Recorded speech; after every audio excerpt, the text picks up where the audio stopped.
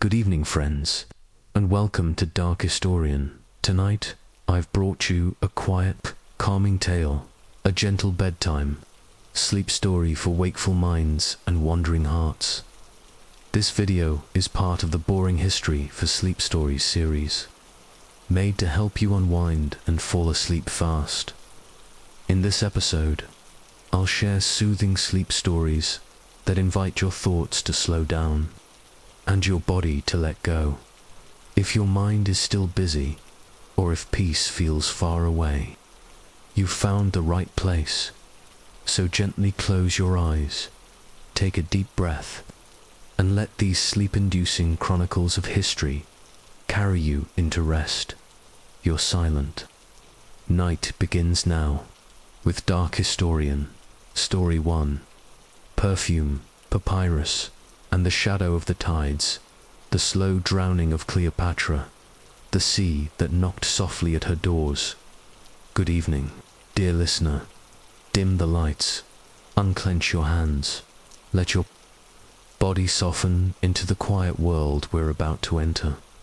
We do not begin in battle, nor in marble courtrooms echoing with Roman names. We begin in a perfumed chamber above the sea, where a queen wakes just before dawn. Her name is Cleopatra, though the world will remember her in statues and drama, in poisoned myths and operatic endings. But here, in these final years of her reign, she is still flesh and breath, moving slowly through the rhythms of each day. The empire is heavy on her shoulders, yes, but so is her own hair, braided tightly with wire and beads. The sea sighs below her windows. The reed pens have dried on her writing desk. She rises not for glory, but out of habit, and you are with her. A morning steeped in oil. The queen did not sleep well. She rarely did now. Her nights were filled with thoughts, futures slipping through her fingers, old voices rising in the quiet hours. Rome crept closer each day, and so she treasured her morning ritual. Her attendants whispered as they entered, young women in white linen robes, each trained in silence. They carried bowls of warm water, terracotta dishes of salt, and small jars carved from alabaster, each filled with precious oil. Cleopatra sat upright, the linen sheet falling to her waist. Her skin smelled faintly of henna and blue lotus. First came the cleansing, cloths dipped in myrrh water, patted gently on her temples, behind her ears, the insides of her wrists. Then the oil narrowly blended with crushed cardamom and a touch of cinnamon bark, rubbed along her collarbones, massaged into her scalp. These rituals took nearly an hour, not for vanity, but for survival, because power in Egypt was not only seen, it was smelled. To be queen was to be the axis upon which ritual turned. She could not afford the scent of fear. The garden beyond, the courtyard after. The oils came the garden. It was a narrow space behind the palace's eastern wing, hidden from most visitors. There, Cleopatra would walk alone, barefoot, on smoothed stone warmed by the rising sun. A pool sat at its center, shallow and square, ringed by potted palms and hieroglyph-carved limestone. Lotus floated across its surface, white and violet. Small green frogs rested motionless along the edge. She would stop beside a young date, palm, and run her fingers over its lowest fronds. Once, it had been gifted by a merchant from Nubia. Once, she had planted it herself. Now it was taller than a man. In this space, her sandals forgotten, her court titles left behind, Cleopatra allowed herself to simply be, not Pharaoh, not Isis reborn, just a woman with bare feet and calloused hands and too many scrolls waiting on her desk. Papyrus and pomegranates back inside. She retreated to the scriptorium, a long room lined with shelves of scrolls and low tables of incense-burned cedar. Here, no courtiers entered, only scribes.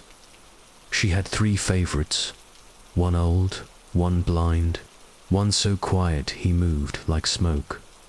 They brought her letters to review, a request from Thebes for more grain, a warning from a priest in Mendes, a coded message from a friend in Rhodes, speaking carefully of ships and allegiances. Cleopatra dipped her reed pen in ink darkened with soot and wine.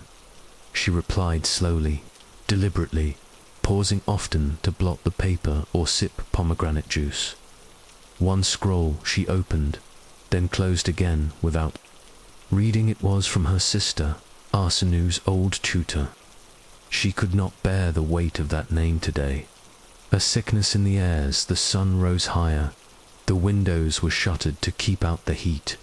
The sea air grew thick, carrying the brine of distant tides and the rot of the city's lower streets. Cleopatra's. Physicians came mid-morning, 2 men and 1 woman, each bearing trays of powders, crushed bark, honeyed figs, and amulets wrapped in silk.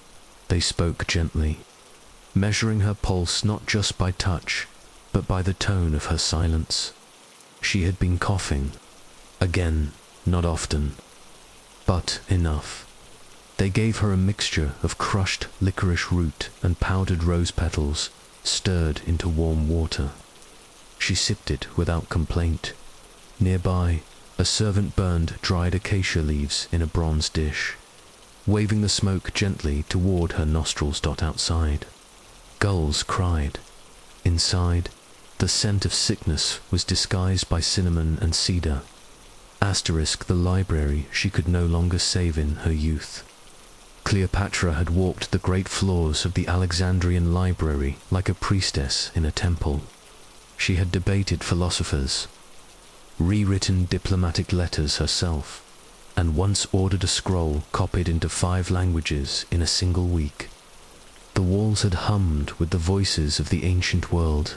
Now, in the library's smaller wing, the only part not damaged by fire or war, she moved quietly among what remained. She trailed her fingers along shelves where papyrus curls browned. At the edges, heat warped from an earlier blaze. Her gaze lingered on a scroll half-burned at the end, the properties of moonlight on silver. The rest was lost. She did not weep. Queens do not weep for paper. But she stood there longer than usual, and when she finally turned, her hand left behind the faintest trace of oil, perfume, as prayer perfume was more than scent. It was a declaration. To be fragrant was to be powerful, untouchable, divine. Each afternoon, before her audience with envoys or merchants, Cleopatra would retreat into the hall of Blandinga Square, marble-floored chamber near her private quarters, lined with hundreds of tiny vessels. There, under the guidance of a Nubian perfumer named Tia, the queen composed scents like poetry for peace talks, marjoram, myrrh, a trace of honey; for mourning, blue lotus, cypress resin, and ground frankincense; for seduction, cinnamon, sweet almond, and a rare flower oil imported from Cyrene. But there was one vial she never touched, a blend she had created with Julius Caesar during his time in Alexandria. A gift, once, now sealed forever with wax. Tia never asked why. She simply placed it in a cool, shadowed cabinetum among the bottles meant not for the body, but for the dead. A corridor where no one spoke her name evening came slowly in the palace. It slid in like damp silk, through corridors where light dimmed and the air grew heavy with incense.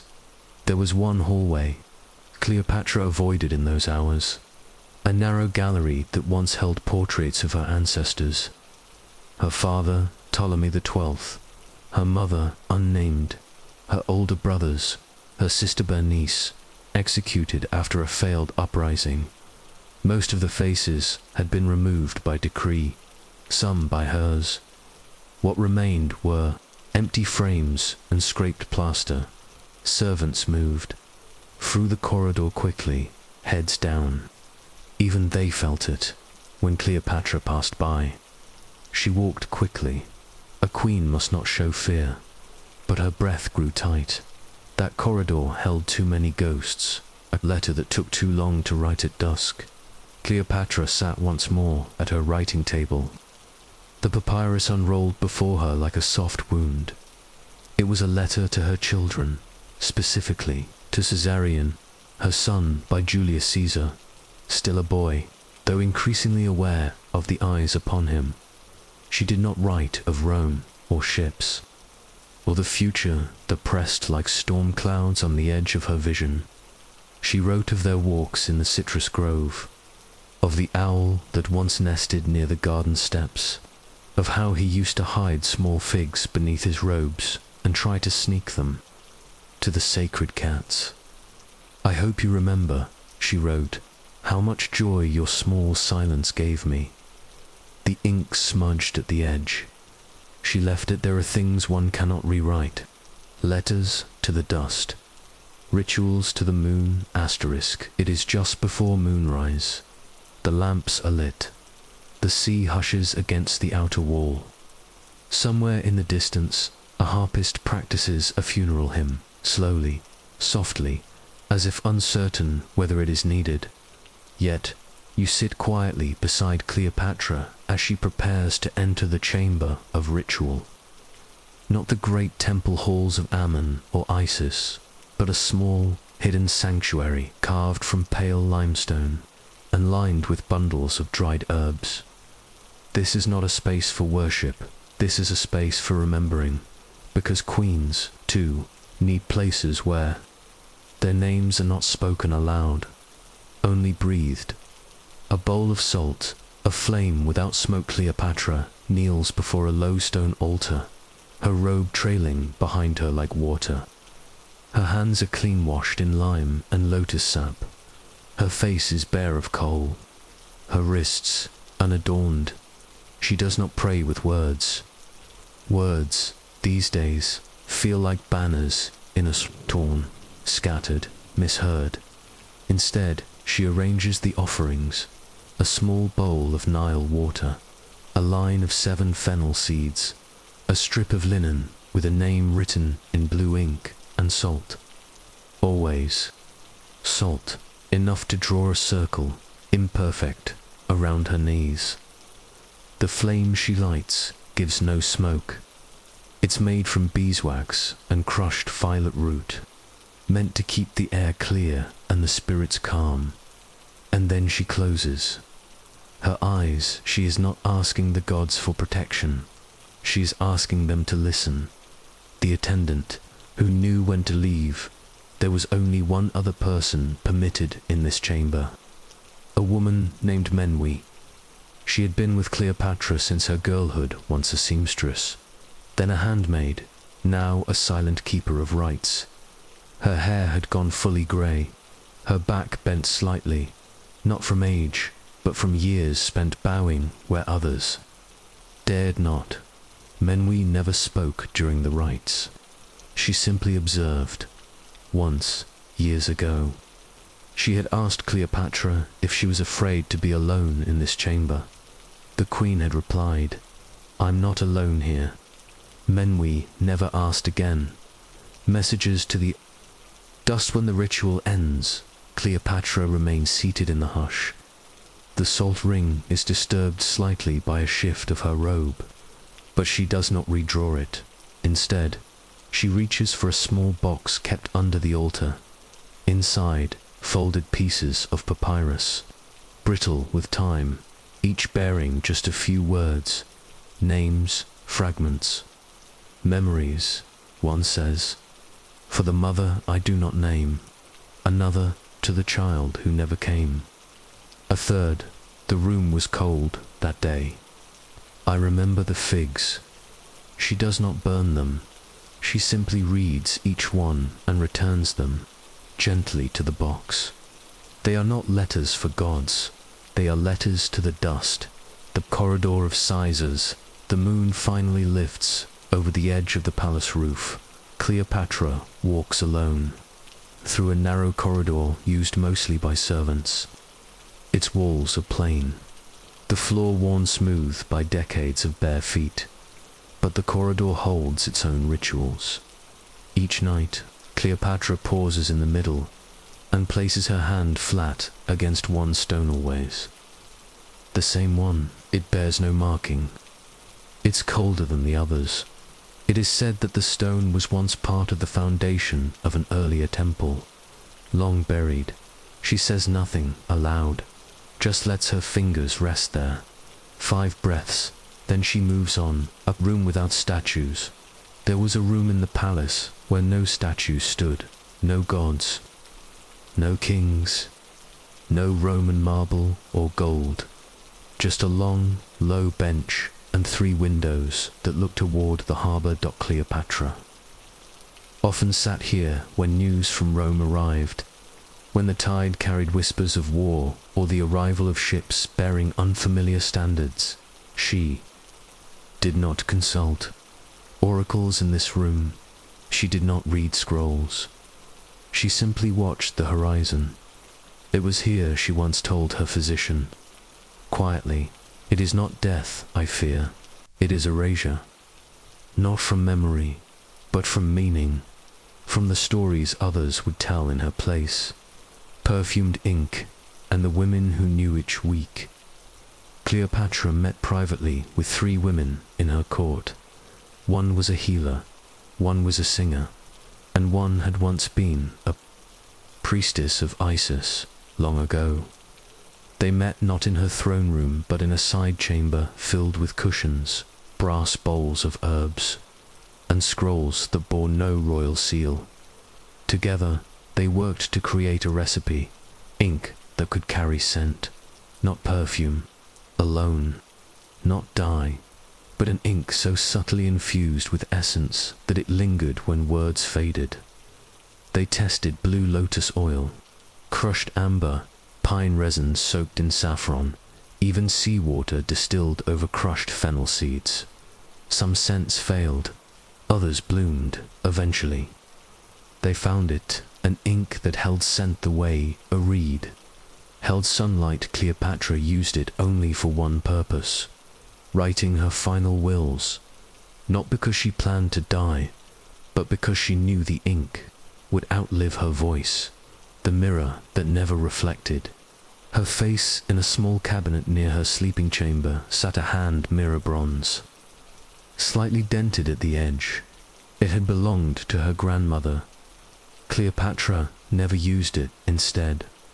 Each morning she placed it face down on a folded cloth, beside her dressing bench. Her attendants asked once if she wished for a new one. She said no. The old mirror had one task. Every few nights, she lifted it gently and turned it toward the sea-facing window, allowing the moonlight to reflect, not onto her own skin, but onto the floor.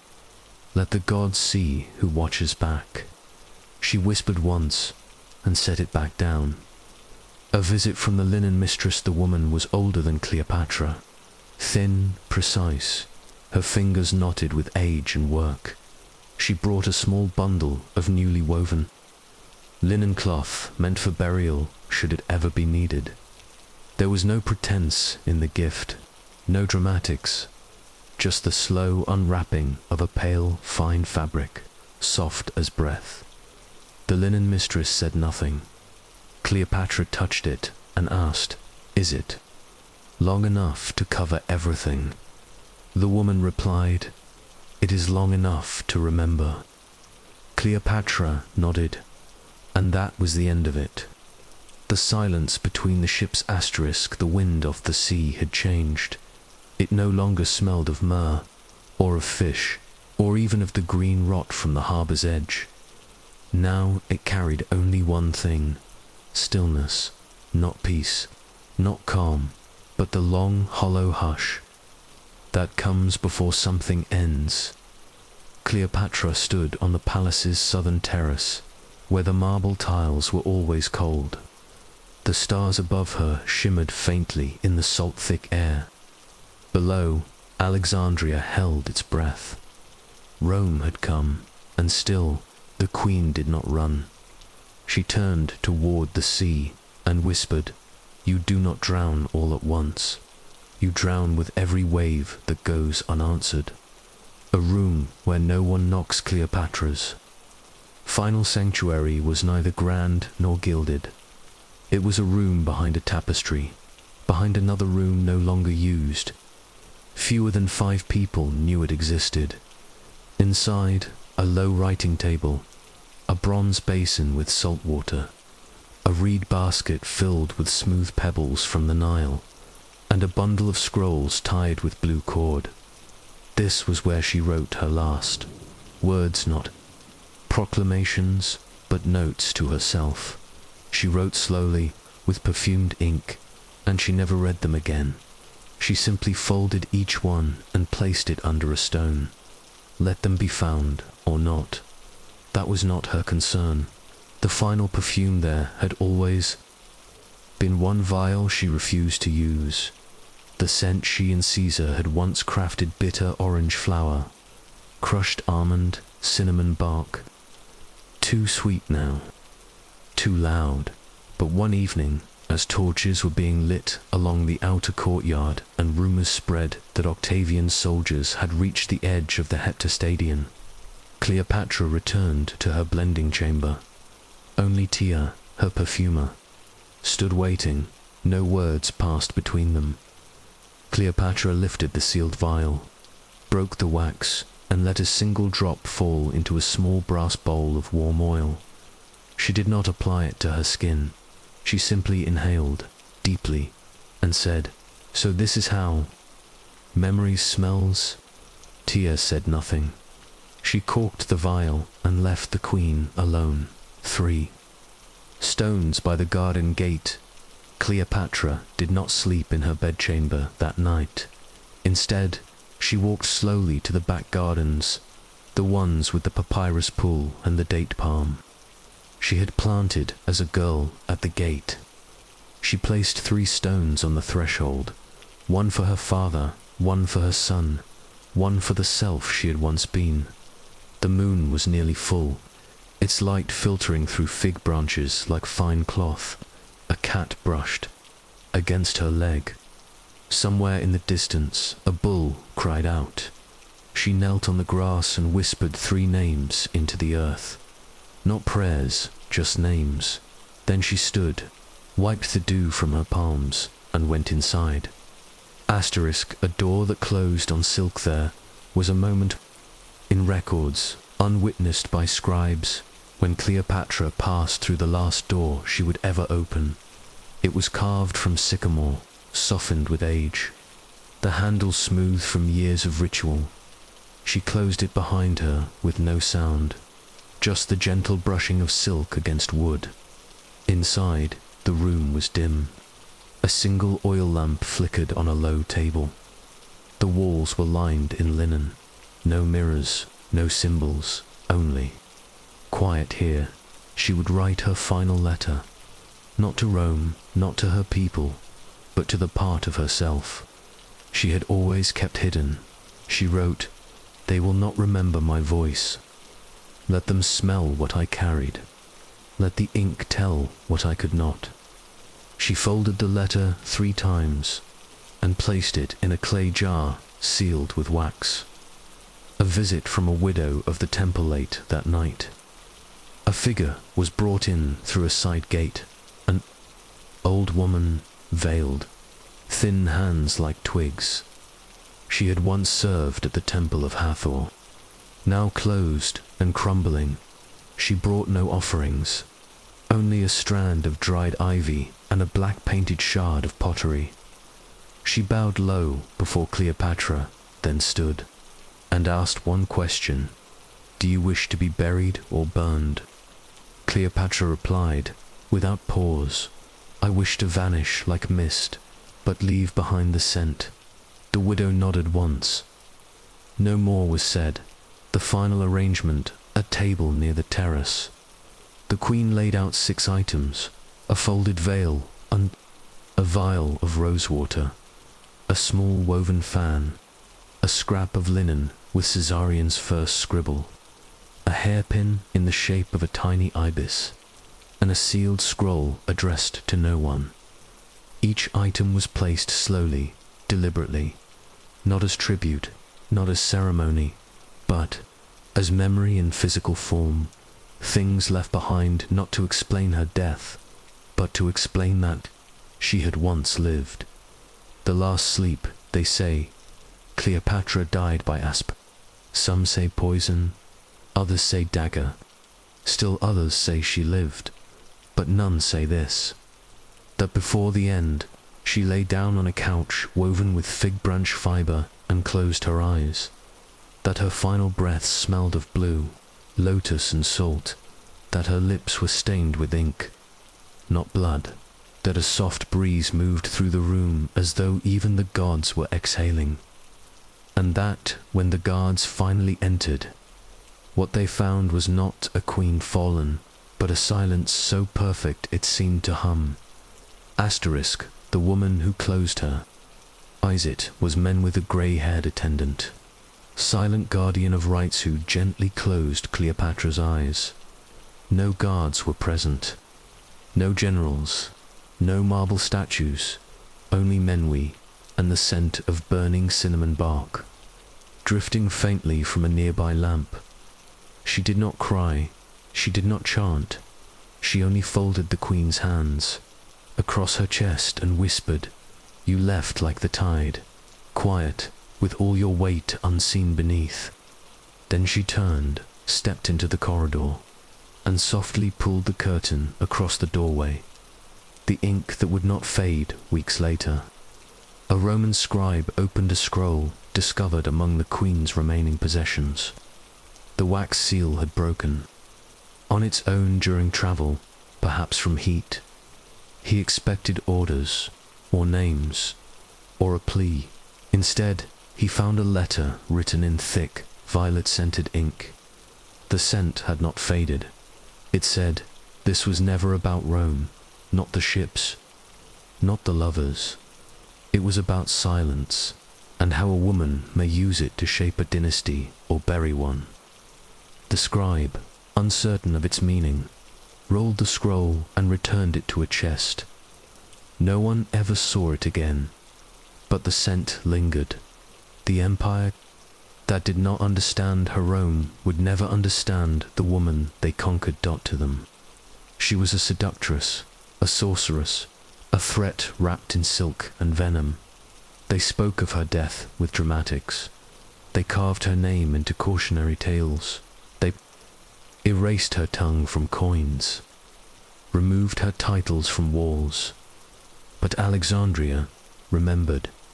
The women who had watched her blend perfumes, the scribes who had once seen her trace letters in 5 languages, the linen mistress who carried one final bolt of fabric through the crowd and left it beneath a fig tree, and the harbour wind, which, even now, carries the faintest trace of blue lotus and ink, a gentle ending. And so, dear listener, we leave Cleopatra not as a myth, not as a tragedy, but as a presence, a woman of ink and oil, of ritual and salt, a queen who met the tide not with swords, but with silence. And as you rest now beneath your own quiet sky, let the softness of her story settle over you like linen. Like dusk, there is no need to understand everything, only to remember that some lives are written not in history, but in scent, in stillness, and in the gentle weight of memory. Story 2. Veil of Grace, the quiet shadows in the life of Queen Nefertiti. The morning light in Amarna, good evening. Friend, dim your lights. Settle beneath a soft blanket. Let your breath slow and your mind soften. We are in a sunlit room of ancient Egypt, in the city of Amarna, far from the usual bustle of Thebes and Memphis. This is where Nefertiti wakes slowly, in the gentle light of dawn filtering through linen curtains. She is not just a queen. She is a figure carved in sandstone and painted on palace walls. But here she is simply a woman with skin warmed by the sun and hands that know the softness of beeswax and the fine grains of ground malachite. And you are beside her. The linen and the loom her chamber smells faintly of fresh linen, mixed with the sharp aroma of crushed herbsmen and coriander scattered on a small bronze dish. She rises, bare feet touching cool stone. Her attendants move quietly, carrying bundles of woven cloth dyed with saffron and indigo. Each piece is light, crafted to move with the desert breeze. Nefertiti reaches for a length of cloth and holds it to the window light, watching the patterns dance in the morning sun. There is a loom nearby, unfinished tapestries still wrapped on wooden beams.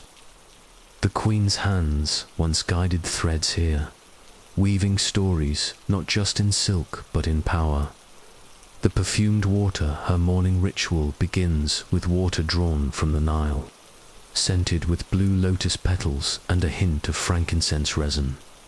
The water is poured over her hands and neck by a young handmaid who bows without speaking. Nefertiti closes her eyes, feeling the coolness seep into her skin. Washing away the lingering dust of sleep, she inhales the faint perfumes of elusive. It is a scent meant not for others, but for herself, a shield against the harshness of court. The mirror's secret near. Her dressing table sits a small mirror framed in ebony and gold, inlaid with tiny turquoise stones. Nefertiti does not look directly into it at first. Instead, she lifts a fine brush, dipped in crushed malachite powder mixed with water, and traces delicate lines along her eyelids and cheekbones. The green powder is ancient mined from the mountains and ground. By hand, it is said to protect the wearer from the evil eye and from the sun's burning glare as she applies it. She watches the shifting light catch on her skin. Her reflection is both real and distant, like a secret whispered only to herself. The garden hidden behind walls after her morning toilette. Nefertiti walks slowly through a narrow corridor, the stone cool beneath her bare feet, toward a garden tucked behind the palace walls. The garden is small but lush, an oasis amid the arid plains of Amarna. Pomegranate trees bear bright fruit, their branches heavy with red globes. Patches of wild thyme and rosemary release soft fragrances into the warm air. She pauses beside a patch of blue hyacinth, running her fingers over the delicate petals. The garden is her refuge, a place where court intrigue and the weight of divine titles fall away. Here, she is just a woman breathing in the quiet. The sounds of the workshop not far from the garden. The palace hums with activity. Artisans carve, alabaster and paint. Frescoes in rooms that catch the early sun. Nefertiti's likeness is everywhere painted with exquisite detail on the walls. Sculpted into limestone, molded in clay. The artisans speak softly among themselves, careful not to disturb the queen when she passes. Their work is slow and deliberate, much like the life she now leads. Each stroke of paint, each carved line is a testament to power and grace. And yet, behind the scenes, the world shifts. The quiet power of presence, though Akhenaten is the pharaoh. It is said that Nefertiti's presence in court is undeniable. She moves with a grace that commands attention. Her words measured, her gestures soft but firm. She participates in rituals side by side with her husband, both adorned in elaborate crowns and linen robes embroidered with gold thread. Yet, in quieter moments, she listens more than she speaks. Her eyes watch the shifting allegiances, and whispered conversations. In this her power is both visible and hidden. A letter not meant for many eyes. In the late afternoon, Nefertiti retires to a small chamber lined with papyrus scrolls and ink pots. She pulls from a wooden box a letter, written in her own careful hand. The letter is not a proclamation, but a message to a trusted confidant. It speaks of the difficulties of court life, the weight of expectation, the loneliness of rule, and the desire for a world remembered not just for grand temples, but for quiet moments of kindness. The letter is folded carefully and placed in a small clay jar, sealed with wax. It will be carried away, far from among. To someone who understands the Queen's silent struggles, the evening light and the looms whisper as the sun dips low. The palace settles into a slower rhythm. Nefertiti returns to the weaving room, where the unfinished tapestries await.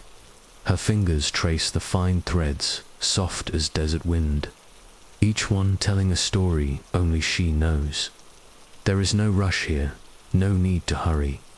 The slow weaving is a meditation, a quiet act of creation amid the shifting tides of power. She works by the fading light, the colors muted, but no less alive. The soft glow of oil lamps later, in her private chambers, lamps filled with sesame oil cast gentle pools of light.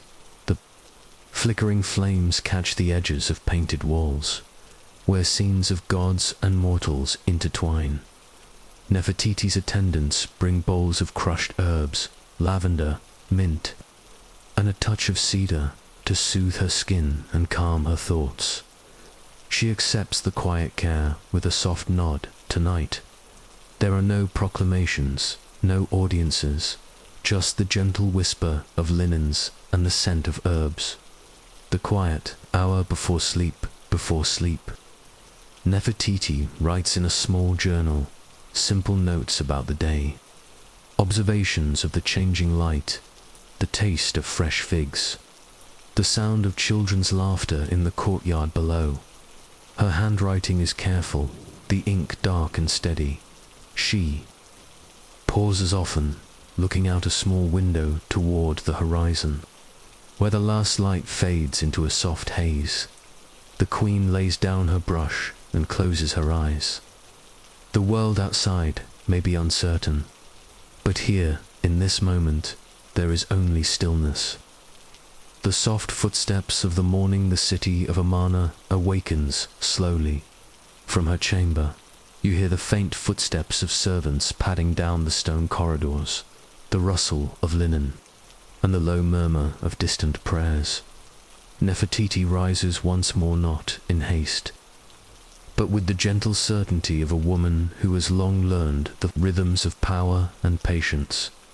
Her hands touch the cool plaster walls as she walks toward the small chapel tucked beneath the eastern wing of the palace. The chapel is painted in soft ochres, a small altar holding vessels of oil and flowers. She lights a slender wick, the flame casting shadows that dance like whispers. She does not pray aloud. Her thoughts fold quietly into the rising smoke. A secret conversation with the unseen. The whispered names within the chapel's silence. Names are spoken softly, not by voice, but by memory. Names of those lost, children, sisters, servants whose faces she has seen only in dreams. Each name is a thread in a tapestry woven from absence. Nefertiti traces a finger over the carved hieroglyphs on the altar, symbols of life, rebirth, and eternity. She does not ask for answers. She asks only to be remembered. The quiet politics of the palace life in the palace is not only about grandeur and ritual. Behind heavy curtains and polished doors, quiet politics unfold. Allies whisper in shadowed corners. Rivals offer smiles that do not reach their eyes. Nefertiti knows these games well. She watches with patient eyes. understanding that sometimes the greatest power lies not in commanding, but in waiting, in the slow, steady turning of the tide. A letter carried on the wind one afternoon. A messenger arrives, bearing a sealed scroll. The wax is cracked, the seal. Faint, Nefertiti breaks it with deliberate calm and reads the contents, reports from neighboring lands. Shifts in loyalty among nobles, murmurs of unrest. She folds the letter carefully, then writes a reply in soft ink infused with crushed jasmine. Petals of scent meant to soothe. Her message carries no threat or demand, only a quiet reminder that even in distance, she watches and waits. Asterisk, the weaving of shadows in the palace's quieter hours. Nefertiti often returns to the loom. Here, the threads intertwine like whispered secrets, each one a shade of hope, fear, or longing. She weaves slowly, deliberately, never rushing the stories that take shape in silk and dye. The tapestry will outlast words, statues, and even the memory of the city itself, and so her quiet presence is stitched into the fabric of time. The scent of resilience perfume remains a subtle armor. Nefertiti's personal blend changes with the seasons in the heat of the day. Sharp notes of coriander and citrus keep her senses alert. As evening falls, soft blooms of jasmine and blue lotus ease her into calm. Her perfumer, a quiet woman named Horti, understands that scent is not merely adornment but a shield. Sometimes it is the only defense against the world's harsher edges. The quiet confidant Hati, with eyes like dark water, is more than perfumer. She listens without judgment. She holds secrets that Nefertiti shares only in the hush between moments. There are no words for some of these confidences, only the comfort of presence. Together, they navigate a world where every smile might mask a dagger. The night falls softly as darkness deepens. The palace grows hushed. Torches flicker along the walls, their light casting gentle shadows. Nefertiti withdraws to her chambers, where soft linens and the scent of herbs await. Her thoughts drift not to power or politics, but to the simple pleasures. The taste of pomegranate seeds, the sound of distant music, the cool silk against her skin in these moments. The queen is simply a woman seeking rest. Asterisk, the quiet farewell of the sun the next morning. The sun rises slowly over the horizon. Nefertiti watches from her window as the light spills across the city's sandstone walls, softening the harsh edges. She does not speak of what the day might bring.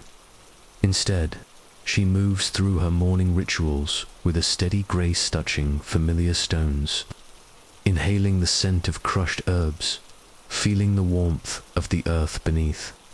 Her feet, there is a calm in this routine, a quiet defiance against the unknown, the unseen threads behind the scenes. Alliances shift like sand. Nefertiti senses the slow unraveling of the world. She knows, but she weaves on. Her presence is a thread that holds others together, a whispered reminder that even in uncertainty, there is strength in stillness, the gentle weight of memory before night falls. She sits once more at the loom. Her fingers trace the fine threads, each one holding a moment, a hope, a whispered prayer. The tapestry is unfinished, but it is enough, because some stories are not meant to be completed. They are meant to be lived. The soft closing of Isas, the palace quiets. Nefertiti closes her eyes. The scent of jasmine lingers. The cool stone beneath her is steady, and though the world shifts beyond these walls, here in this moment there is only stillness, only peace. only the slow weaving of grace. The quiet chamber of reflection as twilight folds into night. The palace of Amarna exhales a soft sigh. The voices of day fade, replaced by the gentle hum of shadows. Within the quiet halls, Nefertiti moves with deliberate grace, her bare feet touching the cool stone floor, the texture familiar and grounding. She enters a small chamber tucked away from the public eye, a refuge she visits often in the fading light. This room, painted in soft ochres and blues, is her sanctuary.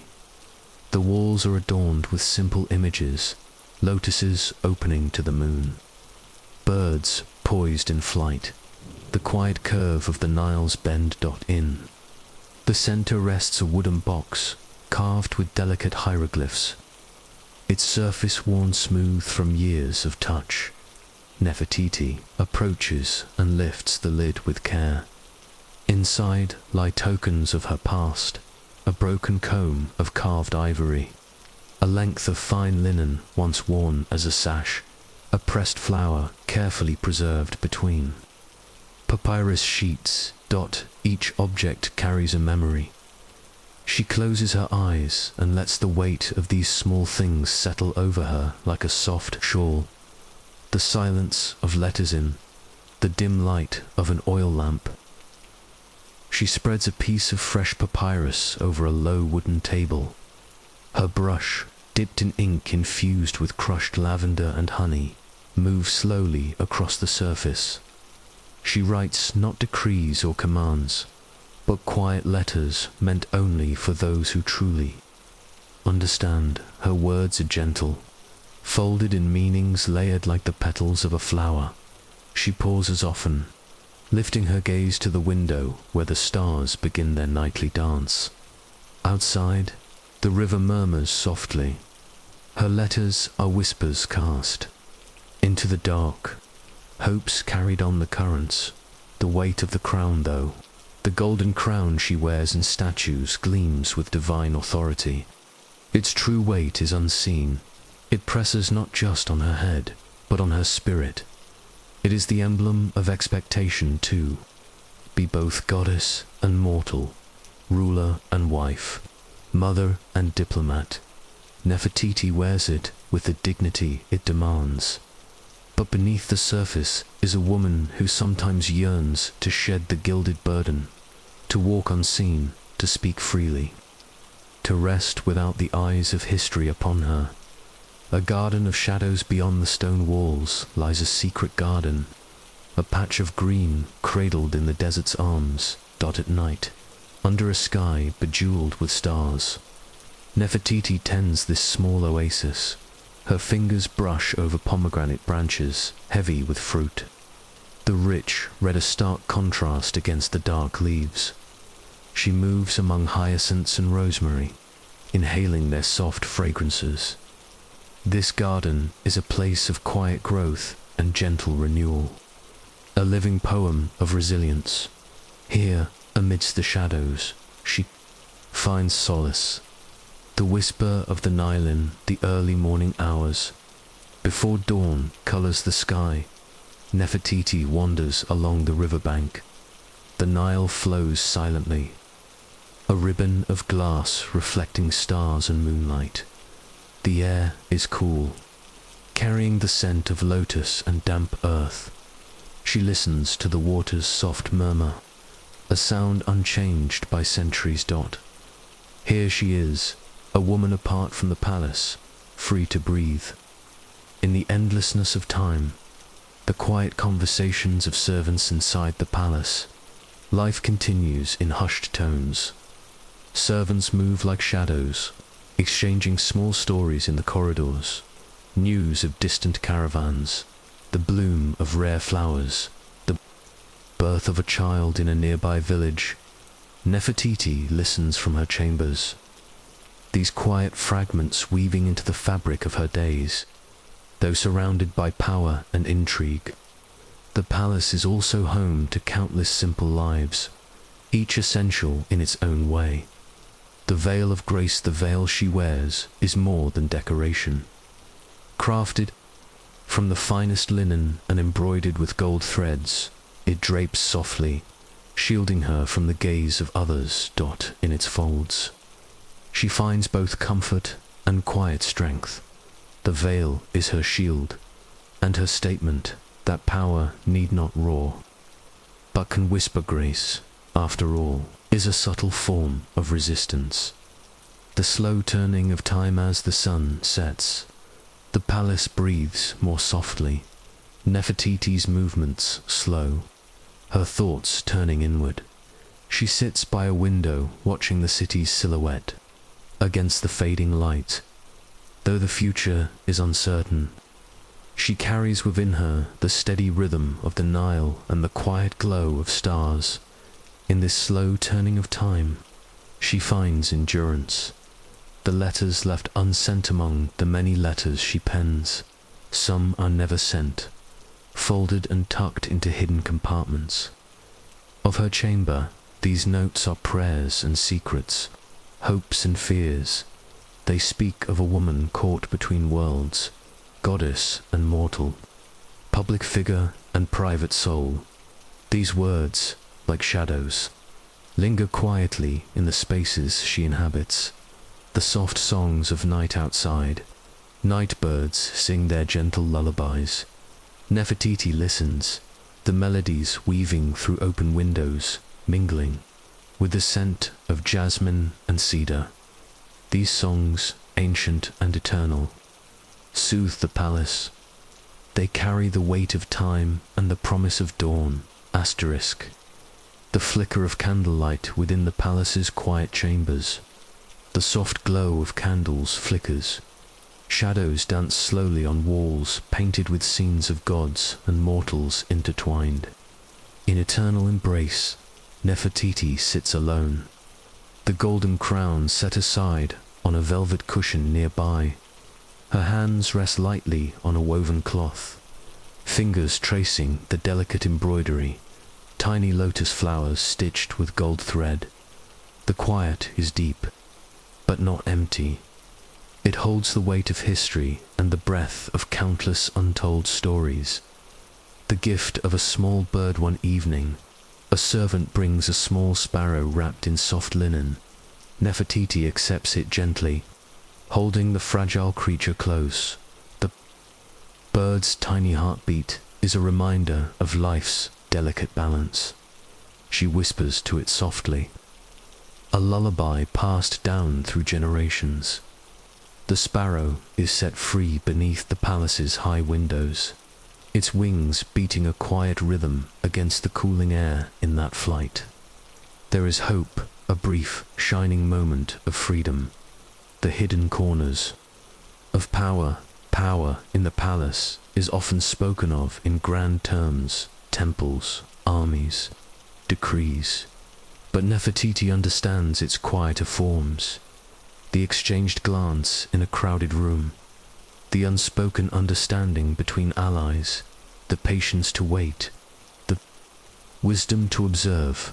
Her power is woven through these subtle threads, like the fine silk she once wove on the loom. The scent of memory perfume lingers long after the wearer has left. Nefertiti's favored blend, blue lotus, jasmine, and a hint of cedar, is a signature not only of her presence, but of her essence. It is said that those who cross her path can recognize her by scent alone. This fragrance is both a shield and a message. Gentle, yet unforgettable, the quiet evening A's night deepens. The palace grows still. Nefertiti moves to her chamber, where cushions of silk and linen await. She settles in, the soft rustle of fabric like a whispered promise. Outside, the stars trace slow patterns across the sky. She closes her eyes, breathing in the familiar scents, letting the day's weight dissolve.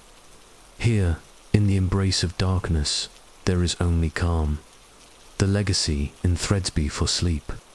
She reaches once more for the tapestry. She has been weaving.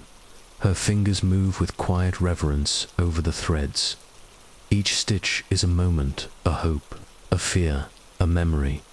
The tapestry will outlive empires, stories, even stone. It is her silent legacy, woven with grace.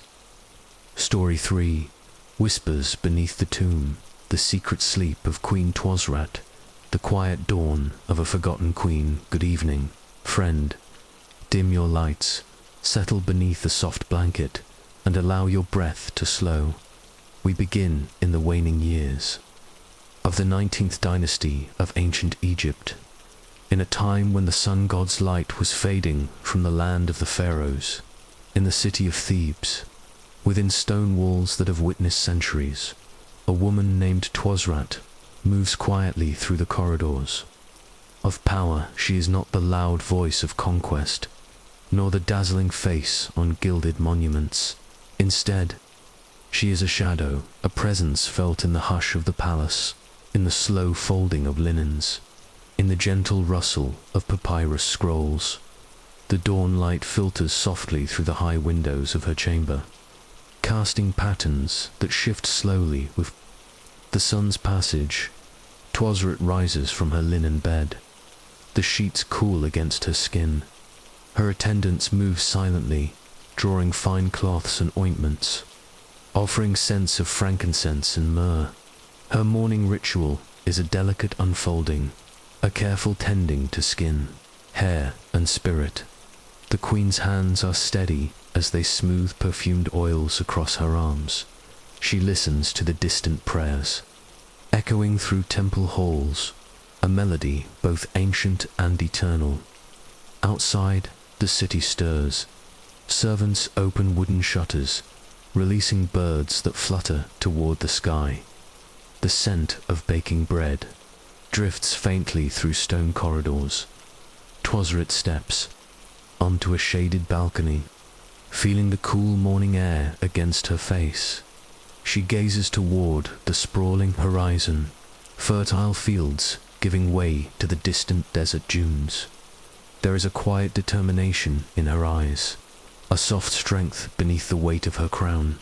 Asterisk, the soft murmur of the palace within the palace walls. Life hums quietly.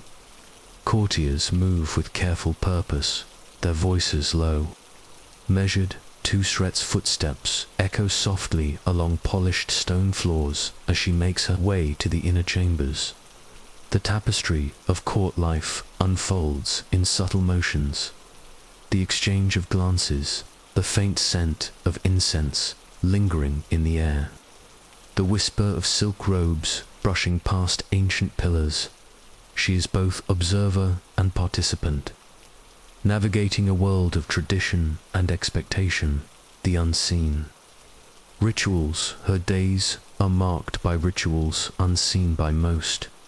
Before the rising sun, she visits the small sanctuary dedicated to Hathor, goddess of love and protection. There, she offers fresh lotus blossoms and oil lamps, watching the flickering flames with quiet reverence. These moments are hers alone, a brief respite from the weight of royal duty. She does not speak prayers aloud. Instead, she folds her hands and lets the silence speak. The texture of linen and stone treacherous world is one of textures. The cool smoothness of limestone beneath her feet, the rough grain of woven baskets carrying fresh fruit and herbs, the delicate softness of linen robes, spun and dyed with care. Each tactile detail anchors her in the present, a bomb against the swirling uncertainties of power. She touches the carved hieroglyphs on the palace walls, their meaning a steady thread through time. The quiet power of presence, though not often seen in grand procession. Twosrat's power is quiet but no less potent. Her presence commands respect through stillness. Through the measured way she carries herself, advisors seek her counsel in shadowed rooms, their words careful, knowing her sharp mind watches all. She understands that true power often whispers rather than shouts. Asterisk, the evening light on painted walls as the day wanes. Twosrat returns to her private chambers. The fading sunlight filters through delicate curtains, casting a soft glow on the painted walls. Scenes of gods and mortals intertwine. Osiris and Isis, Anubis guarding the dead, and the Nile winding. Through fertile lands, she watches the colors shift with the light. The stories seeming to breathe quietly in the room here. Surrounded by ancient myths, she finds a connection to the past and a quiet strength. The slow ritual of rest her evening. Ritual is gentle. Slow, a servant brings bowls of fragrant oils, frankincense, myrrh, and a hint of cinnamon. Twosrat allows the scents to envelop her, softening the edges of the day's cares. She wraps herself in a cloak of fine linen, the threads cool against her skin. The room is filled with the muted sound of a harp, played by a musician hidden behind a screen. The melody drifts like a soft breeze, weaving through the quiet space. The unspoken stories of sleep as darkness falls. Twosrat prepares for rest. Her bed is low and wide, draped in layers of linen and wool.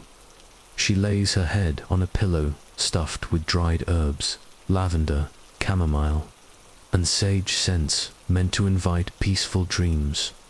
Her eyes close slowly, the world outside growing distant. In this stillness, the queen becomes simply a woman, breathing, resting, slipping into the quiet embrace of sleep. Asterisk. The silent shadows of power, Queen Tusret's reign. Asterisk. Good evening, friend. Dim your lights, settle beneath a warm blanket, and allow your breath to slow. We now step deeper into the shadowed halls of Queen Tusret's reign, a time both fragile and quietly defiant, though her name is often lost amid the great pharaohs. Her story holds soft lessons in endurance, subtlety, and the unseen forces that shape history. The dawn of a new rule, the city awakens slowly under the first light. Twosrat rises once again, her body accustomed to the rhythms of a palace, both grand and heavy with expectation. Her chamber is modest compared to those of her predecessors, yet rich in quiet comfort. Soft linens, bowls of fresh water, scented with lotus petals, and the ever-present flicker of oil lamps. Her attendants move softly, drawing cloths and ointments, preparing her for the long day ahead. She dresses with care, layering linen robes dyed in pale ochres and soft blues. Each fold of fabric is deliberate, a shield woven from tradition and strength. The weight of an unsteady throne, though crowned as pharaoh. Tusret's rule is a delicate balance. The twilight of the 19th dynasty is marked by shifting loyalties, whispered rivalries, and the slow crumbling of old alliances. Her presence in court is a quiet assertion, a soft but steady heartbeat beneath the clamor of politics. She listens more than she speaks, observing the motions of those who surround her. The tension in the air is palpable, yet she meets it with calm determination. The rituals of authority in the morning hours. Twosrat leads ceremonies that honor the gods and affirm her divine right. These rituals are both public, spectacle, and private act. She wears the crown of Upper and Lower Egypt, the uraeus serpent poised on her brow. Her voice is steady as she recites prayers and offerings, her hands moving with the precision of a practiced priestess. Yet behind the measured grace, there lies a quiet loneliness. The throne is a place of splendor, yes, but also of isolation. The council of trusted allies in shadowed chambers. Twosrat meets with trusted advisors. Their conversations are low, filled with careful words and guarded glances. She values wisdom over bravado, patience over haste. Her council is small but loyal, scribes, priests, and nobles who understand the fragility of their time. Together, they navigate the slow currents of power, seeking stability amid uncertainty. Asterisk, the quiet hours in the royal garden beyond the walls of the palace. A small garden offers moments of gentle respite. Twosret often retreats here when the burdens of rule press heavily. The garden is a quiet sanctuary. Pomegranate trees, their branches heavy with ripe fruit. Blue lotus flowers floating in shallow pools, and patches of thyme and rosemary releasing soft fragrances into the warm air. She walks slowly along the stone paths, her fingers brushing the leaves, feeling the texture of life beneath the desert. Sun. Here, the world narrows to the simple rhythm of growth and renewal. The palace intrigues fade into whispers, replaced by the calm persistence of nature. The letters that cross the sands in her private chambers. Twosrat pens letters that travel far beyond Thebes. These are not declarations of power or commands, but messages woven with diplomacy and care. She writes to neighboring rulers, priests in distant temples, and trusted friends who hold the fragile threads of alliance. Each letter is sealed with scented wax, the fragrance a subtle signature of her presence. The slow delivery of these messages mirrors the measured pace of her reign. Dotting them, the queen's voice speaks softly across great distances, the weight of silence despite the outward calm. A heavy silence often settles over the palace. Uncertainty lingers, like dust in the sunbeams. Twosrat senses the slow erosion of old orders, the quiet footsteps of change. Yet she meets this silence, not with fear, but with quiet resilience. Her power is in endurance, in the patient weaving of trust and the steady guard of tradition. She understands that sometimes the softest voices carry the greatest strength. The evening fires and soft conversations as night falls. Fires are lit in the palace courtyards, their glow warm and steady against the deepening dark. Twosrat sits with a small circle of confidants, their voices low and intimate. They share stories of gods and ancestors, of distant lands and forgotten rituals. The conversations drift like smoke, curling and fading into the night. In these moments, the queen finds connection, a quiet companionship that anchors her through the long hours. Asterisk. The whispered echoes of Legusian, the stillness of her chamber. Twosrat contemplates the legacy she will leave behind. Her reign, though brief and shadowed, is a testament to quiet strength.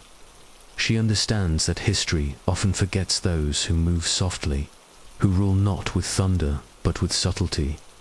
Her name may fade from grand monuments, but in the delicate threads of time, her story lingers like a whispered echo. The slow turning of the stars outside. The night sky stretches endlessly, stars turning slowly in their ancient dance. The constellations Orion, Sirius, and the Great bear watch silently over the land. Twosrat looks upward, finding solace in their steady light, in their movement. She sees a reflection of her own reign, slow, deliberate, and unyielding. Though her path is uncertain, she walks it with grace.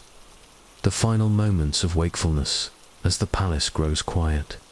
The queen prepares for rest. Her bed is draped with soft linens scented with chamomile and lotus. She lies down gently, her thoughts drifting like the Nile's current. The sounds of the night, the distant call of owls, the rustle of palm fronds lull her towards sleep. In this tender moment, power and vulnerability merge. The queen becomes simply a woman, embraced by the slow unfolding of night. The quiet halls grow dark, the palace grows still as twilight deepens into night. Torches flicker softly along sandstone walls, casting long shadows that sway gently with the evening breeze. Nefertiti's footsteps are now a distant memory here, replaced by the careful, hushed movements of servants tending to the last rituals of the day. The air is heavy with the scent of incense, mingling with the faint earthiness of crushed herbs laid upon altar stones. In this dim light, the palace feels like a living being, breathing slowly and thoughtfully. The closing of doors within her private chambers, Queen Tuasrat prepares for rest. Velvet curtains are drawn, muffling the sounds of the distant city beyond the walls. She moves with a calm grace, arranging cushions and folding soft linens with deliberate care. The world outside feels far away, a soft murmur beneath the thick stone and quiet devotion of her attendants. Her eyes linger on a small carved figure of Hathor, goddess of music and joy, placed tenderly on a nearby shelf. A silent prayer passes between them. The scent of dreams her. Room is infused with calming fragrances. Pots of dried lavender and chamomile sit near the open window, where a gentle night breeze drifts through. The faint scent of blue lotus lingers on the linens and her robes. These aromas are a slow invitation to rest, a gentle bridge between wakefulness and sleep. Tuasrat inhales deeply, letting the fragrances fill her senses, soothing the quiet tensions of the day. Asterisk the soft murmur of night outside. The night deepens. The distant call of a nightjar echoes softly across the palace grounds. A gentle breeze stirs palm fronds, their leaves whispering secrets to the stars. Inside, the flickering light of oil lamps casts a warm glow. Tuasrat sits, quietly, her hands folded lightly in her lap. The weight of the crown feels lighter now, replaced by the soft pull of rest. The quiet company of shadows play softly on the walls, dancing in rhythm with the lamp flames. They are gentle companions in the stillness. Tuasrat's thoughts drift like these shadows, sometimes fleeting, sometimes lingering. She reflects on the day's small moments, a smile shared with a servant, the taste of fresh dates, the cool touch of linen against her skin. These tiny threads weave a fabric of calm. The final preparations for sleep her attendants move with quiet efficiency, preparing her bed with soft linens, scented faintly with lotus and myrrh. The pillow is stuffed with fragrant herbs, chamomile, lavender, and a touch of cedar wood. Tuasrat settles in, the cool sheets a welcome balm. Her eyelids grow heavy as the music of the palace fades to silence. Asterisk the slow descent into dreams as her breathing deepens. Tuasrat drifts into sleep's gentle embrace. Her mind wanders through quiet corridors of memory, soft and unhurried. The faces of ancestors appear like faint stars, watching over her rest. Her body is cradled by cool linen, scented herbs weaving a delicate lullaby. Time seems to slow, each moment stretching softly like the slow ripple of the Nile. The quiet legacy of rest and sleep. The burdens of rule dissolve. The crown is but a weightless symbol now, and the palace walls a distant echo. Here, beneath the quiet stars and the hush of night, Tuasrat finds a fragile peace. Her story woven in shadow and silence continues. Beyond waking, a gentle reminder that even the most powerful must yield to rest. The final whisper, the palace breathes with stillness. Outside, the desert wind carries the softest whisper and echo of lives lived quietly, of power held gently. And as the first light of dawn prepares to touch the horizon, Queen Twosrat sleeps on, wrapped in the slow turning of time, cradled by silence and shadow. Story 4. Silent Waters and Forgotten Prayers. The quiet descent of Queen Ankhesenamun, asterisk, the dawn mist on the Nile. Good evening. Friend, dim your lights and settle beneath a soft, warm blanket. Allow your breath to slow, steady, like the gentle flow of the Nile at dawn. The river is calm, its surface smooth as polished stone, reflecting the soft glow of early morning light. Mist curls gently over the water, weaving through the reeds and lotus blossoms that cling to the banks. In this quiet hour, the world feels suspended time, slows, and the hum of daily life is yet to begin. The palace awakes within the city of Thebes. The great palace stirs softly. Torches are lit along vast corridors, their flames casting a warm, flickering glow on painted walls. Servants move quietly, their footsteps muted by thick rugs and polished floors. The scent of baked bread and sweet dates drifts through open windows, and within her chamber, a young queen named Ankhesenamun awakens. The morning ritual Sankasanan rises gently from her.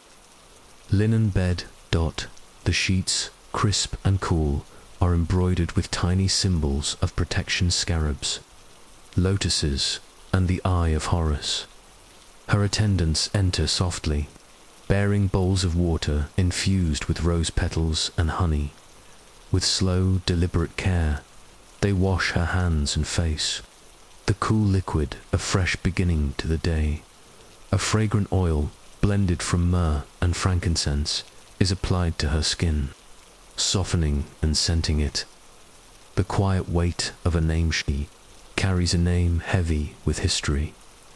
Daughter of Pharaoh Amenhotep the fourth, better known as Akhenaten and Queen Nefertiti, Ankhesenamun's lineage is one of both reverence and upheaval. Her childhood was marked by sweeping religious reforms, as the worship of Aten, the sun disk, replaced the ancient gods. This shift brought both fascination and tension to the kingdom. Ankhesenamun's youth was lived in the shadow of this great change. Asterisk, the quiet halls of childhood. The palace, though grand, holds many quiet corners where a young princess could escape. Ankhesenamun often wandered these halls alone. Her footsteps light against the polished stone.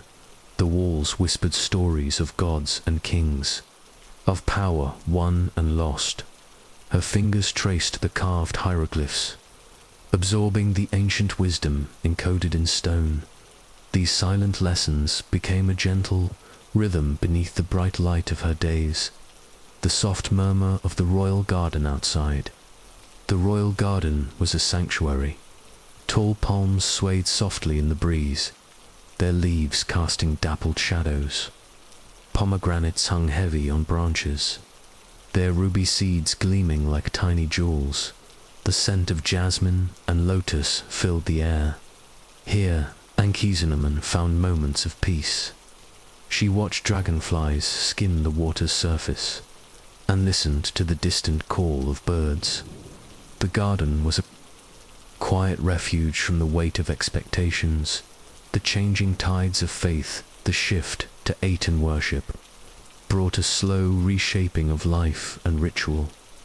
Temples to old gods grew silent, their priests retreating into shadows. New hymns praised the sun disk, sung softly at dawn and dusk. Ankhesenamun learned these hymns, her voice joining the gentle chorus that rose with the sun. Though young, she sensed the tension beneath the surface. A kingdom balanced delicately between old ways and new. The shadow of a king Akhenaton. Her father was a figure both revered and questioned. His visage, often depicted with elongated features and a serene gaze, was unlike any king before him. His vision for Egypt was vast, a world ruled by light and unity under Otten's gaze, yet his reign also carried an air of uncertainty at court. Whispers spoke of unrest, of nobles uneasy with change. For Ankhesenamun, the world was a place of beauty and fragility intertwined. Asterisk, the quiet strength of youth despite the shifting sands beneath. Her feet, Ankhesenamun grows with a quiet strength. She learns to navigate the palace's subtle politics, to read the unspoken words in her elders' eyes. Her days are filled with lessons in language, music, and the sacred rites that bind her people. She moves through her world with grace, embodying both the innocence of youth and the resilience of a queen in waiting. The soft glow of evening as the sun dips below the horizon. The palace is bathed in golden light. Torches are lit, casting gentle flames that dance along the walls. Ankhesenamun retreats to the quiet of her chambers, where soft linens and the scent of lotus await. Here, the weight of her lineage eases, replaced by the gentle embrace of night. She closes her eyes, the distant hum of the Nile a lullaby, the unseen threads of fate in the quiet moments before sleep.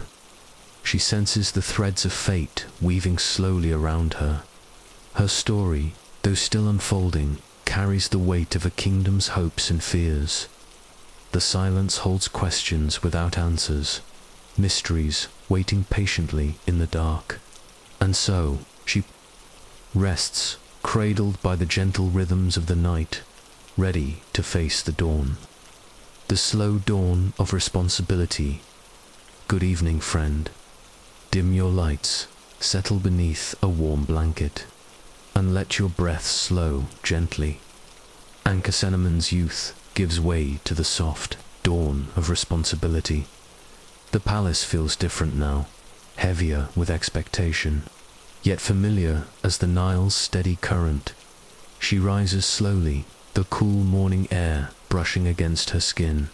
Outside her chamber, the sounds of the city begin to stir. Distant calls of merchants, the gentle splash of water against stone, the faint rustle of linen. The quiet ceremony of becoming a ceremony marks her passage from princess to queen. The temple is filled with the scent of frankincense and myrrh. Priests in flowing robes chant softly, their voices weaving a sacred rhythm. Ankhesenamun wears a crown adorned with the uraeus, the sacred cobra symbolizing protection and divine authority. Her hands tremble slightly as she holds a scepter carved from polished wood. This moment, though solemn, is wrapped in quiet dignity. She feels the weight of the crown settle, not as a burden, but as a promise. The subtle dance of politics, the court is a delicate dance, movements measured, alliances whispered in shadowed corridors. Ankhesenamun learns the language of subtlety.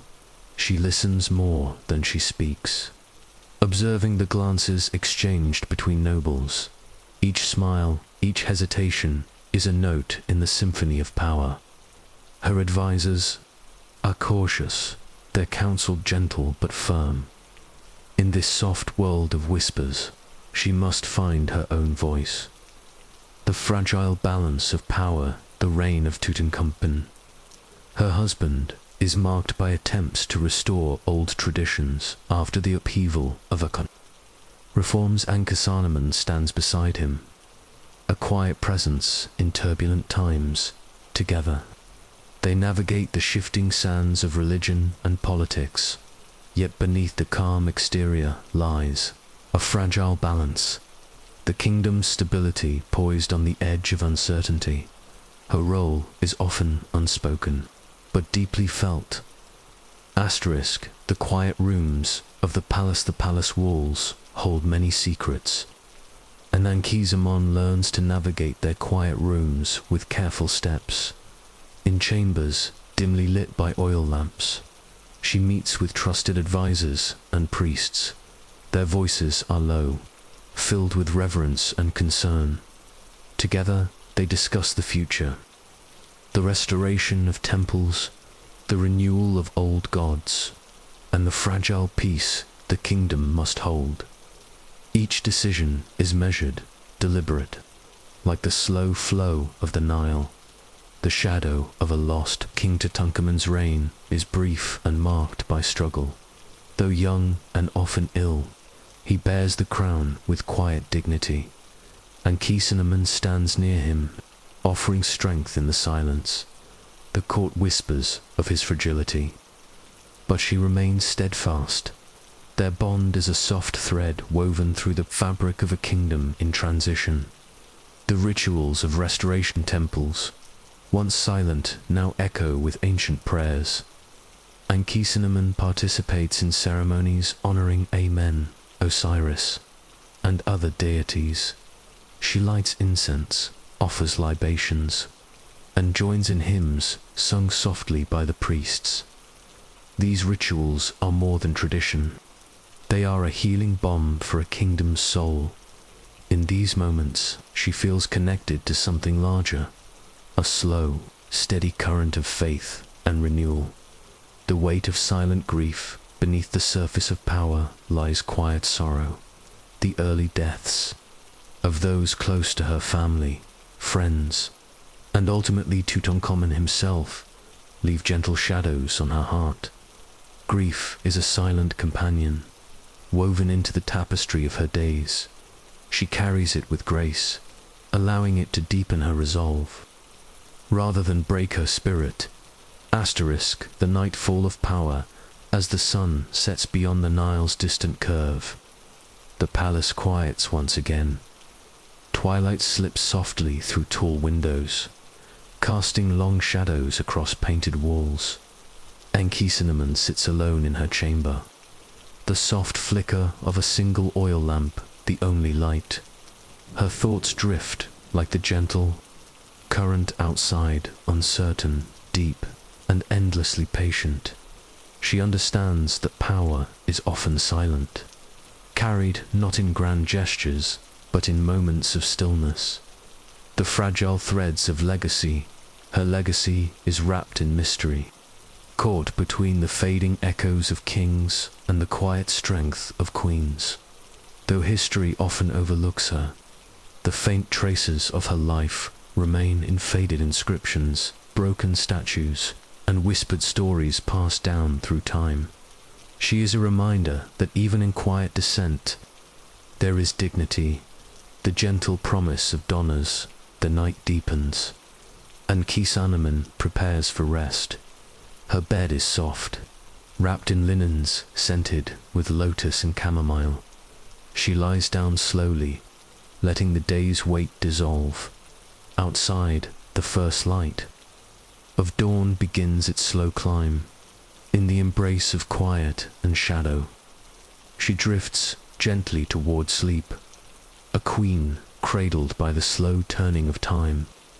The weight of silence, good evening friend, dim your lights, settle beneath a warm blanket, and breathe deeply. We enter the quietest chapter of Ankhesenamun's life, a time when silence grew heavy, and the world held its breath. The palace, once filled with whispered hopes, now echoes with the stillness of absence. The lonely halls of the palace feel vast and empty. Servants move like shadows, careful not to disturb the fragile calm. Ankhesenamun walks slowly, her footsteps barely audible on the cool stone. Each room holds memories, laughter now faded, voices now silent. The weight of loss presses softly but persistently, the ritual of remembering in her private sanctuary. She lights incense and arranges offerings for the departed. The scents of myrrh and frankincense fill the air, weaving around her like a gentle cloak. She touches the carved figures of gods and ancestors, seeking comfort in their timeless presence. Her prayers are whispered, barely audible, a soft conversation with those beyond. The quiet resilience of grief. In this time, is a quiet companion. It does not overwhelm, but it lingers like a soft shadow, and Cinnamon carries it with a grace that speaks of deep strength. In the stillness, she finds a kind of peace, fragile, but real. Asterisk, the soft flicker of the lamp. The only light in Cinnamon's chamber is the soft flicker of an oil lamp. Its golden glow casts slow-moving shadows on the walls, turning the space into a sanctuary of warmth and quiet. She sits beside the lamp, hands folded in her lap, her thoughts drifting like the gentle current of the Nile outside. The memory of a king, her thoughts often return to Tutankhamun, the young king whose life was as fleeting as the desert breeze. Though his reign was brief, his presence lingers in the palace like a gentle echo, and Cinnamon remembers his quiet smile, the soft touch of his hand, the shared moments of fleeting peace amid the storm. His memory is a delicate thread, woven into the fabric of her days. The slow passage of time days pass, softly, one into another, marked by the slow turning of the sun and stars. The palace breathes with the rhythm of routine, the lighting of incense, the soft footfalls of attendants, the distant murmur of the Nile. Time seems both endless and fragile, a slow river carrying all things forward. The promise of renewal even in the depths of grief. There is a whisper of renewal, and Cinnamon finds solace in small things, the bloom of a lotus flower, the song of a bird at dawn, the gentle breeze that cools the evening air. These quiet moments hold a gentle promise that life, like the Nile, will continue its course. Asterisk, the embrace of night falls gently over Thebes, wrapping the palace in a deep, velvety quiet. Stars peek through the open windows, their light a soft shimmer against the dark sky, and Cinnamon lies on her bed, the linens cool and fragrant with lotus and chamomile. She closes her eyes slowly, her breath deep and even. The silent prayer in the stillness. She offers a silent prayer, not for grand victory or eternal fame, but for peace. Peace in the heart, peace in the land, peace in the slow unfolding of each new day. Her prayer is a whisper carried on the night breeze, a fragile hope folded into the quiet, the last gentle thought before sleep fully claims her. Cinnamon's mind drifts to the slow turning of the Nile. She imagines the river's calm waters, flowing endlessly beneath the watchful stars. In that quiet flow, she finds a tender reassurance that even in loss, life moves softly forward, and with that gentle thought, she surrenders to rest. Story 5. Threads of silk and shadow, the quiet power of Queen Tai. Asterisk, the early morning, glow good evening friend. Dim your lights, nestle beneath a warm blanket, and let your breath slow, steady like the gentle flow of the Nile at dawn. The first light of morning spills softly over the horizon, painting the sky in hues of pale gold and dusty rose. In the city of Thebes, the air is cool and fragrant, carrying the faint scent of jasmine and fresh earth. Within a modest yet elegant home, a young girl named Tai awakens to this gentle world. The quiet birth of a Queen Tai was born into a family of humble nobility. Her life a quiet beginning that would ripple far beyond her small beginnings. Her childhood was filled with simple joys, the rustle of papyrus scrolls, the soft murmur of family voices, and the gentle laughter shared beneath the shade of palm trees. Though not born into the highest ranks, her presence held a quiet grace that would later ripple through the halls of power. The loom of family ties. From an early age, Tai learned the delicate weave of family and loyalty. Her parents, wise and patient, taught her the subtle dance of respect and influence. She observed the rhythms of daily life, the careful tending of gardens, the preparation of meals, and the whispered conversations that shaped the household. These lessons laid the foundation for the queen she would become. The soft call of destiny, though her days were filled with calm routine, there was always a gentle pull toward something greater. The stories told by traveling priests and merchants hinted at a world beyond her small home, a world of temples bathed in golden light, of gods who watched from the skies and kings who ruled vast lands. Ty's heart stirred softly with the call of destiny. Asterisk, the gentle steps toward royalty. As Ty grows, the paths of her life begin to intertwine with those of Egypt's royal house. Her grace and quiet intelligence draw the attention of Amenhotep III, the powerful pharaoh whose reign is marked by peace and prosperity. Their meeting is gentle, a convergence of two quiet forces destined to shape the kingdom's future. Though their union is arranged, it blossoms slowly, built on mutual respect and shared purpose. The palace as a new world. The palace is a realm both dazzling and daunting. Its walls are adorned with colorful murals depicting gods, battles, and ceremonies.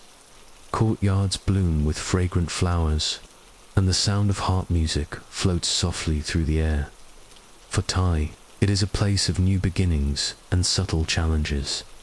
She learns the rhythms of court life, the measured steps of diplomacy, the soft exchange of favors, and the quiet art of influence. The power behind the throne, though Amenhotep III sits upon the throne, it is Ty's steady presence that anchors the royal household. Her counsel is sought in matters of state and religion, her voice carrying a gentle authority. She navigates the complex web of court politics with care, her influence often unseen but deeply felt. The queen's power is woven in threads of silk and shadow, delicate yet unbreakable. The quiet strength of partnership, their marriage is a partnership of balance and respect. Ty supports the pharaoh not only as his queen, but as a trusted advisor and confidant. Together, they oversee grand building projects, religious ceremonies, and diplomatic missions that extend Egypt's reach. In the quiet moments away from the court, they share simple joys walks beneath palm trees, music by candlelight, and the soft laughter of children. Asterisk, the weaving of a legacian, the soft glow of evening. Ty contemplates the threads she is weaving into the fabric of history. Her influence is quiet, subtle, a gentle hand guiding the course of a kingdom from behind the scenes. She understands that true power often moves unseen, in whispers and thoughtful counsel. Her legacy will be one not only of titles and monuments, but of the delicate strength of a queen's heart. The embrace of night falls over Thebes. The palace settles into a tranquil hush. The scent of lotus and myrrh lingers in the air. Ty retires to her chambers, wrapped in soft linens scented with lavender.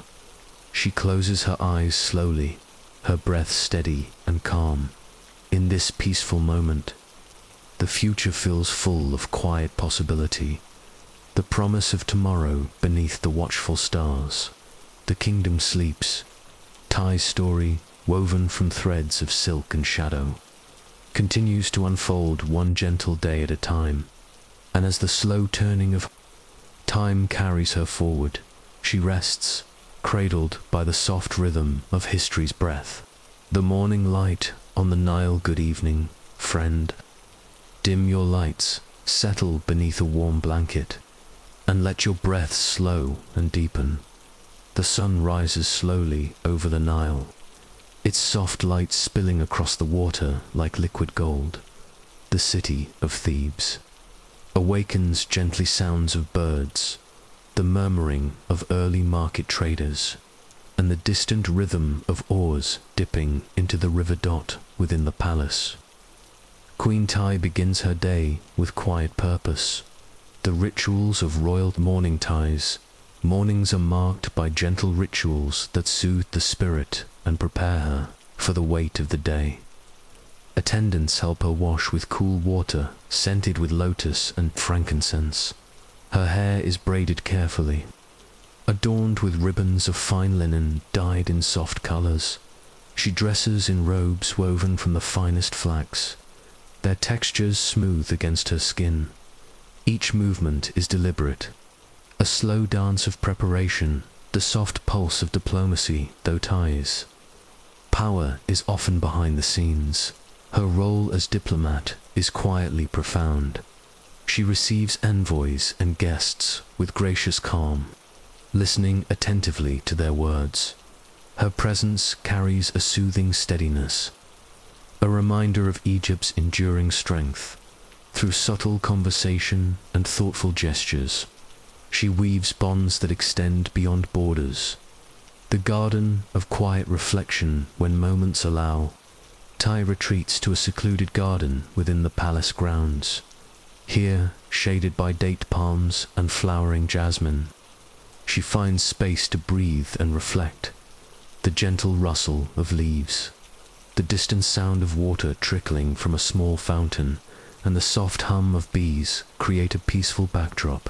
In this quiet sanctuary, the queen contemplates the delicate balance of power and peace, the whispered conversations in the cool shadows of the palace.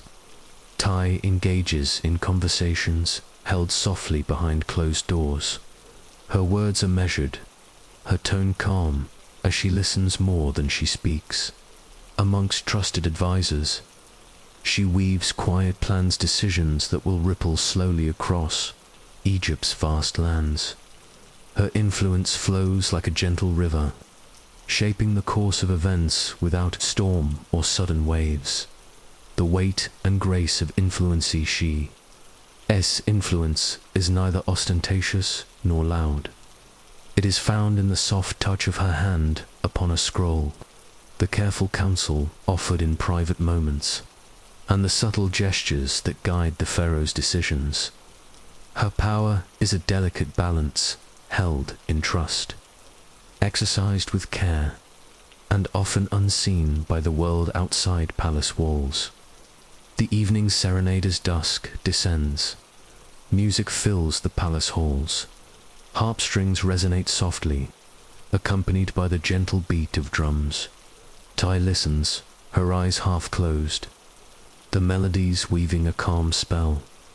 These moments of music offer respite from the demands of rule.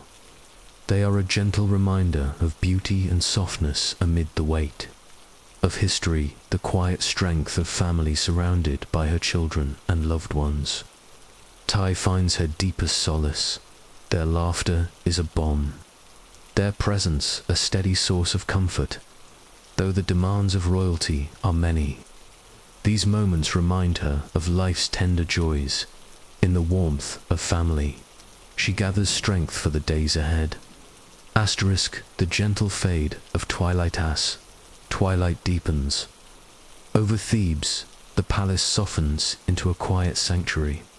The golden light fades slowly, replaced by the cool blues and purples of evening. Torches flicker along the corridors, casting dancing shadows on painted walls. Tai moves calmly through her chambers, preparing for rest. The soft weight of reflection in the stillness. She reflects on the day's gentle victories and quiet challenges.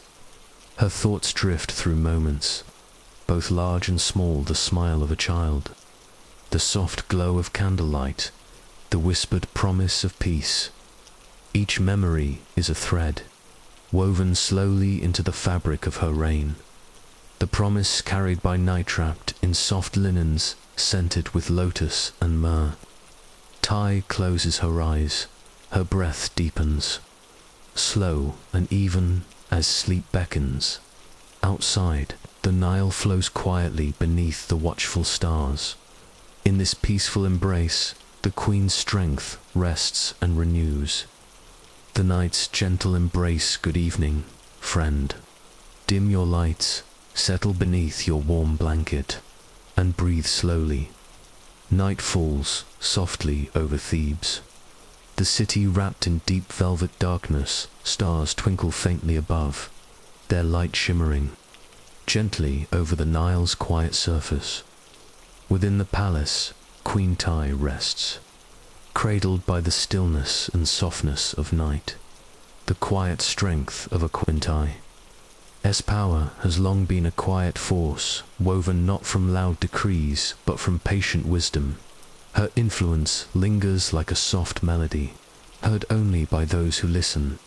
Carefully, she has shaped the kingdom with gentle hands, guiding it through calm and storm alike. Now, in the hush of night, she reflects on the threads she has woven. The soft glow of memories drift slowly, like tendrils of incense smoke curling in still air.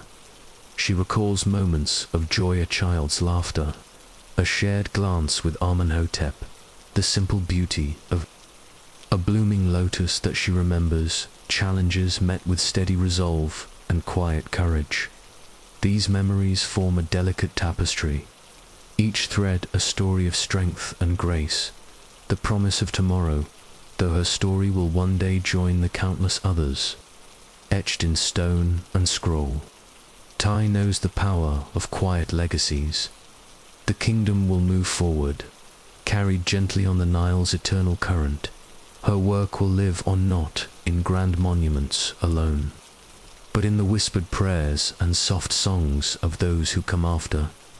Asterisk, the gentle turning of the wheel, the night deepens, and time feels suspended in a slow, graceful turning.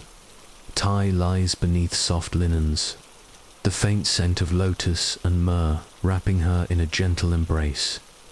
Outside, the Nile's waters shimmer quietly beneath the moon's pale light.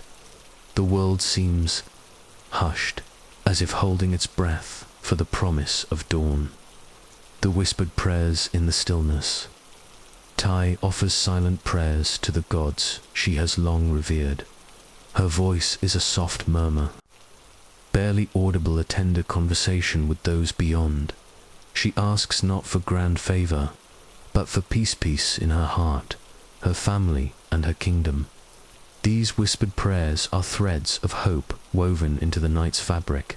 The quiet strength of restressed is a sacred gift, a time to gather strength for the days ahead. Tai embraces this sacred pause, allowing her body and mind to soften. The palace breathes with quiet life, the soft footsteps of attendants, the distant ripple of water. In these moments, the queen's power is renewed, silent and steady. The last flicker of light, the oil lamp by her bedside flickers once more, then fades. Darkness settles gently around her. Tai closes her eyes, surrendering to sleep's calm embrace. Her breath slows, deep and even, and in that peaceful quiet, her story continues, woven softly into the endless flow of time. Asterisk, the dawn of legacies. The first light of dawn begins to filter through the palace. Windows Tai rests peacefully, her spirit intertwined with the slow, steady pulse of Egypt itself. Her life's work, quiet yet profound, will ripple through generations, not always visible in the grand monuments. Her legacy lives in the gentle shifts of history, in the calm strength of those who follow. The soft murmur of time, the Nile, continues its endless journey, carrying with it stories of queens, kings, and common folk alike. Tai's story is but one current within this vast river of time, flowing slowly, carrying quiet power beneath the surface. The peaceful closing A's, the city awakens, and the palace stirs to a new day. Tai's story settles into the soft folds of memory, her gentle strength woven from threads of silk and shadow, remains. A quiet testament to the power of calm resilience. And with this, we close this chapter of history, softly, gently, as if whispered to sleep.